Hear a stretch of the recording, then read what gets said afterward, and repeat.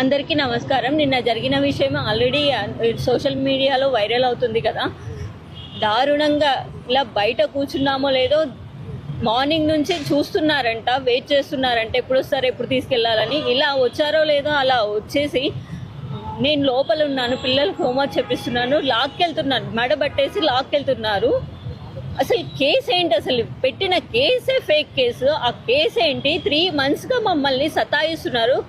పిల్లలు ఒక చోట, నా భర్త ఒక చోట, నేను ఒక చోట చెల్లా చెదురుగా ఉన్నాము.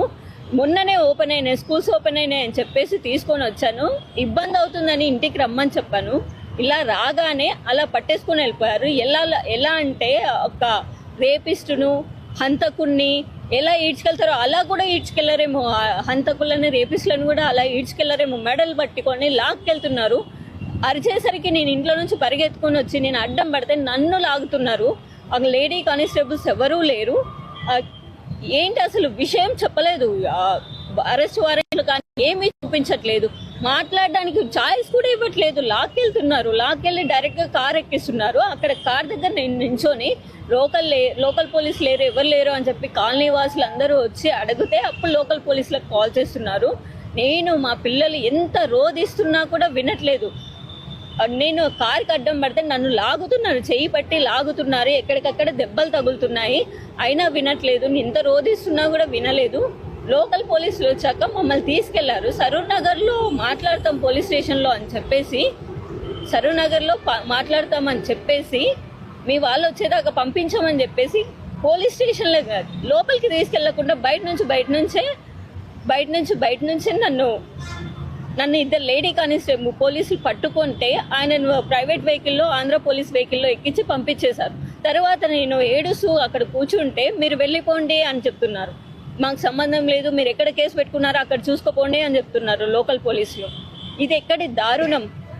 అరే ఏం చేసిన నేరమేంటి? కేవీఆర్ చేసిన నేరమేంటి?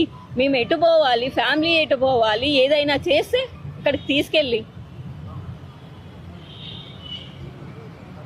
ఇప్పుడైతే తీసుకెళ్లారు. ఎక్కడికి తీసుకెళ్లారో, ఏం చేస్తున్నారో, ఏ ప్రొసీజర్ ఏంటో ఏమీ అర్థం అవ్వట్లేదు. కేవీఆర్కి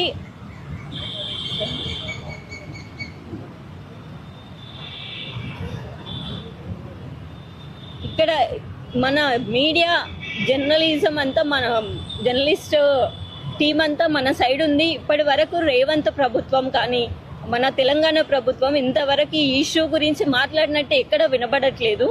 రేవంత్ రెడ్డి ఎందుకు మాట్లాడట్లేదు ఈ విషయమై? అంటే వాళ్ళకు హెల్ప్ చేస్తున్నాడా రేవంత్ రెడ్డి? ఆంధ్ర వాళ్ళకి హెల్ప్ చేస్తున్నారా? తీసుకెళ్లడంలో ఆయన హస్తం ఏమైనా ఉందా? ఏం చేద్దాం అనుకుంటున్నారు? తనకి ఏమైనా అయితే నా ఫ్యామిలీ ఏమైపోవాలి, నా పిల్లలు ఏమైపోవాలి, నేనేమైపోవాలి? కొంచెం దృష్టిలో పెట్టుకొని మా కేవీఆర్ని సురక్షితంగా మా ఇంటికి పంపించాలని కోరుకుంటున్నాను.